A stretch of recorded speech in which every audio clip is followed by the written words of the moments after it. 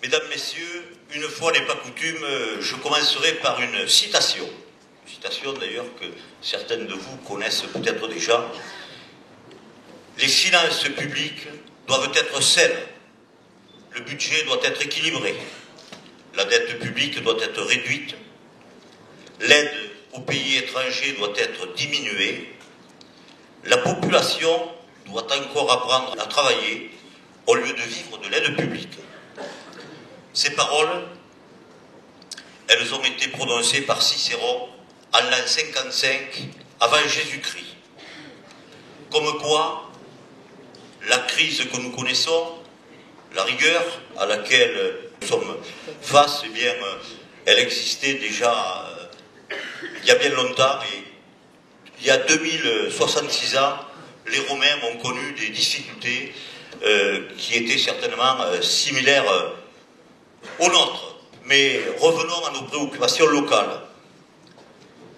Cette rencontre témoigne de l'intérêt que portent vos élus aux entreprises, aux agriculteurs, aux artisans, aux commerçants et aux industriels. Vous êtes les forces vives de notre commune. Et, avec le conseil municipal, je constate avec plaisir que vous êtes fidèles à ce rendez-vous annuel. Je vous remercie de venir aussi nombreux, malgré les intempéries, et je crois que nous sommes quand même environ 400. Grâce à vous, Tonnes est une ville dynamique et entreprenante.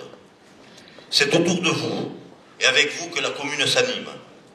Malgré un contexte économique difficile, je vous encourage à garder la volonté de maintenir au mieux votre activité en maintenant aussi vos emplois, et je vous en remercie. Comme en 2008, 2012 fut aussi une année de crise. Mesdames, Messieurs, vous le savez, dans le système français, les maires sont l'ultime recours, ce que l'on va voir en dernier, quand on ne sait plus chez qui aller. Et à ce titre, nous sommes probablement, nous les maires, les meilleurs capteurs des souffrances, des misères, du désarroi de nos concitoyens. Et aujourd'hui, j'ai le sentiment que nous sommes entrés en zone critique. Je dirais même que depuis 12 ans que je suis votre maire, je n'ai jamais ressenti à ce point les effets de cette crise qui n'est malheureusement pas terminée et qui me semble très profonde. Nous sommes à la période des vœux. Permettez-moi d'avoir un premier souhait. Il sera pour la France. Pour une France qui se relève, une France gagnante, une France solidaire. En effet, en ce début d'année 2013, souhaitons que le monde, l'Europe, la France sortent de cette crise économique, monétaire et sociétale qui nous affecte tous, y compris nos collectivités locales.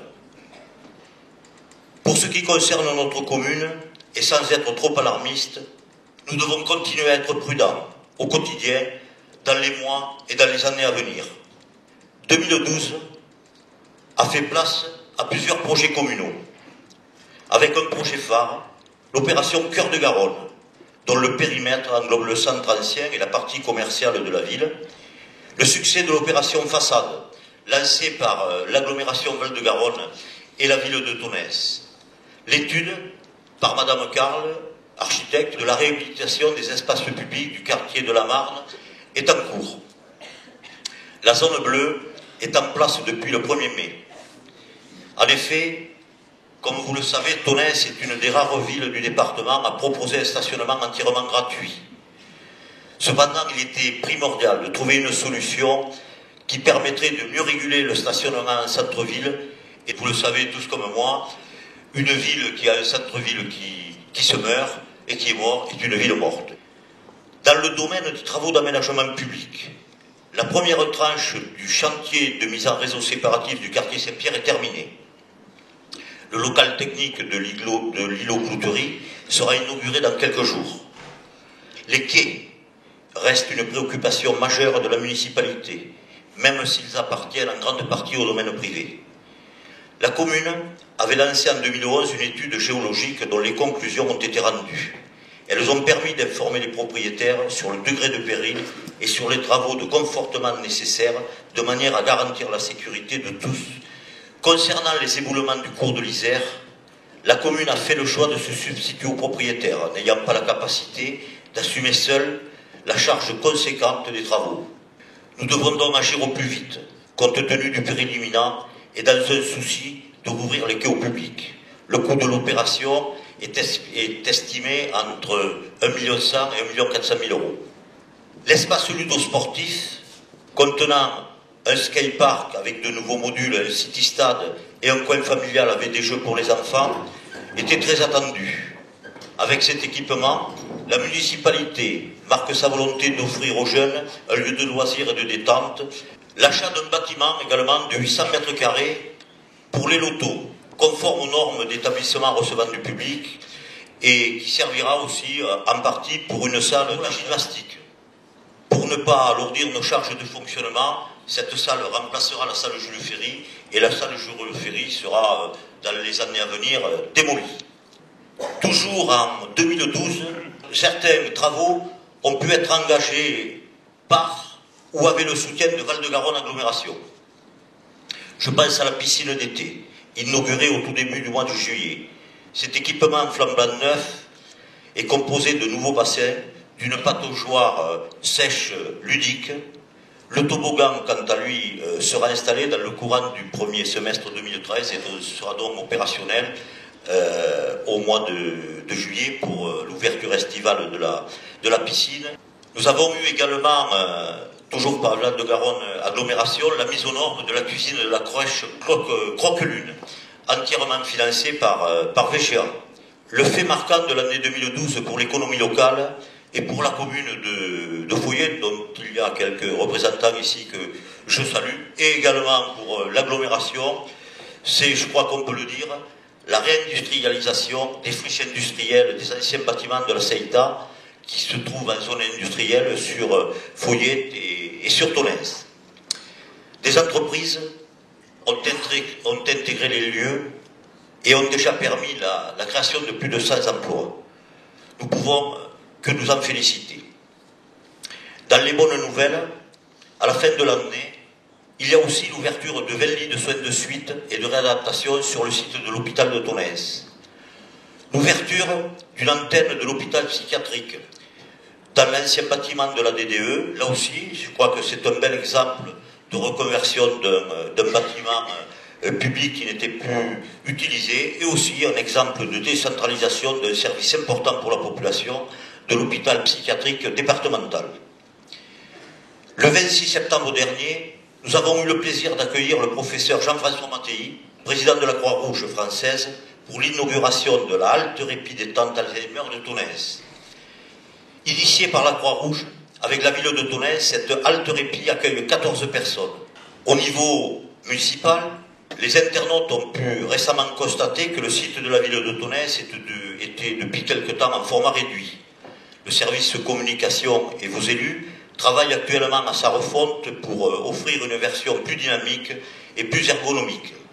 Je tiens à remercier ici, et vous êtes nombreux dans la salle, tous les annonceurs pour le soutien aux associations et aux actions communales, que ce soit pour Couleur Garonne, le minibus de la ville, ou pour le petit Tonenquais, le petit dernier que nous avons sorti, je pense que vous l'avez tous vu, nous en avons distribué 3500 au Tonenquais, c'est grâce à vous, et d'ailleurs un certain nombre de commerçants nous ont aussi aidé à le distribuer. C'est un agenda de 2013 et donc il était important d'avoir fini la distribution avant la fin de l'année 2012 et c'est ce qui a été fait. Votre implication dans la vie de la commune est incontournable. Lors des vœux aux associations, je rappelais aux 600 ou 700 bénévoles présents que malgré les difficultés que vous connaissez tous, entrepreneurs, commerçants, industriels, agriculteurs, vous continuez à jouer le jeu avec le tissu associatif, avec votre commune. Mesdames, Messieurs, avec le conseil municipal, je vous assure que nous continuerons pour 2013 à œuvrer pour que Tonnes soit une ville qui s'améliore. À l'aube de cette année, plusieurs projets sont déjà en cours ou ont été initiés.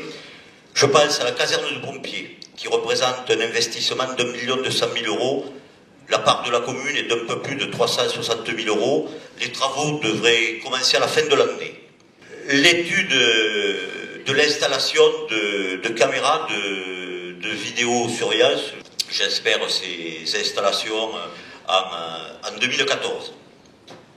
Le projet de cuisine centrale pour la restauration des enfants de nos écoles publiques et également le portage à domicile qui prend forme et dont le coût du projet est d'1,8 million €. Je crois que notre projet sera bien soutenu par l'État et monsieur le sous-préfet, je vous en remercie. En tout cas, monsieur le sous-préfet, merci de votre aide, pour votre soutien et pour nous avoir aidé à monter aussi ce dossier. Nous avons la création d'un pôle de santé sur Tonnes. C'est là aussi un projet qui est porté par VGA, qui est en bonne voie. C'est pour lutter contre ce qu'on appelle la désertification médicale. Nous envisageons aussi de gros aménagements pour sécuriser l'entrée et la sortie des enfants devant le collège et devant l'école Victor Hugo. Concernant la gare, nous y travaillons là aussi avec VGA. Ce projet consiste à réhabiliter les espaces en friche de part et d'autre de la gare pour y faire un pôle multimodal et puis également pour faire un parking arboré et disons une réhabilitation du quartier.